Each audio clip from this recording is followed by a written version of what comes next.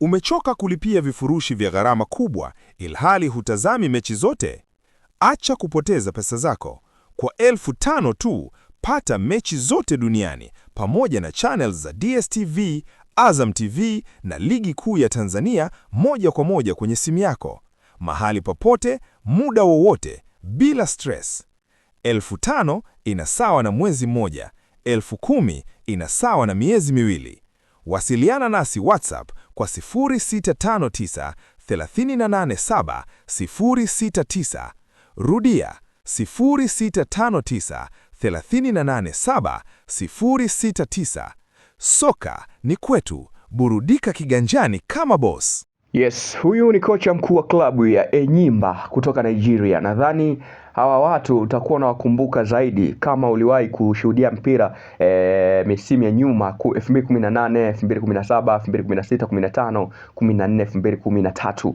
Hawa ni waasisi wakubwa sana wa soka la Afrika. Enyimba, it was the biggest club in Africa. Yani ni miongoni mwa timu kubwa sana Afrika kutoka katika taifa la Nigeria. Huyu ni kocha wa Enyimba ambaye ni moja kati ya wakeleketwa pia wa Tanzania. Kumbuka Nigeria kwa sasa tumekuwa na urafiki wa kimahusiano mazuri tu na Nigeria. Kwa nini? Kwa sababu tayari soko la muziki tupo nalo sisi na wao nalo, yani vinataka kusharabiana, lakini pia masuala ya kiuchumi, mpira pia tumekuwa na urafiki kidogo. Sasa wamekuwa waasisi wengi wakiingia Tanzania kuitazama soka la Tanzania. Sasa msikie kocha wa Enyimba, huyu ni kocha ambaye ana kabisa. Kocha wa Enyimba anasema kwamba kuna uzuri ambao Young Africans aliutengeneza kwa sababu ule unaifanya Afrika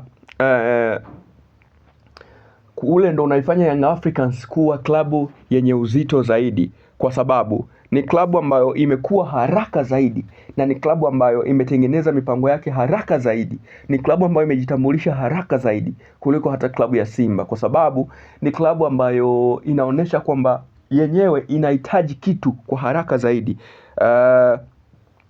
Kwa sababu tayari kwa sababu project ambazo Young Africans imeziandaa zimekuwa kwa haraka kuliko vitu vingine. Sasa kocha anazungumzia mchezo ambao Young Africans anaenda kucheza dhidi ya National Al Ahly, mchezo mgumu sana, mchezo wa kimataifa, mchezo ambao kimsingi Afrika nzima inaushuhudia huo. Young Africans amefanya mabadiliko kadhaa, kumuondoa Mohamed Dumbia, Celestine Ekua na Andy Bobo Boyeli, wakimweka Alan Okello Starboy, lakini pia Delson Aurelio, Mary Laurindo Depu pamoja na Yao Kuasa Tora. Yes, ni mabadiliko kadhaa. Lengo ni kutaka kuimarisha eneo la kiushambuliaji, ulinzi pamoja na kati ili wawe bora zaidi katika kupambana. Sasa kocha wa Enyimba anasema Young Africans sijawahi kukutana nao katika kucheza nayo. Yani katika kucheza na klabu ya Young Africans sijawahi kukutana nayo kabisa. Lakini naishuhudia katika michezo yake ikiwa anacheza TP Mazembe, CR Belouizdad, lakini pia CR Belouizdad, lakini pia US Monastir, lakini pia klabu kama Al Ahly mwenyewe, AS FAR Rabat, JS Kabylie. Tumeshuhudia Young Africans ni timu ambayo imejiimarisha eneo la kiulinzi, lakini pia ni klabu ambayo imejiimarisha katika eneo la kiushambuliaji na eneo la kiungo. Kwa hiyo ni timu ambayo inaweza ikabadilisha matokeo kwa muda wote ule, lakini pia ina roho fulani vya ugumu ya kuhitaji kucheza kila wakati.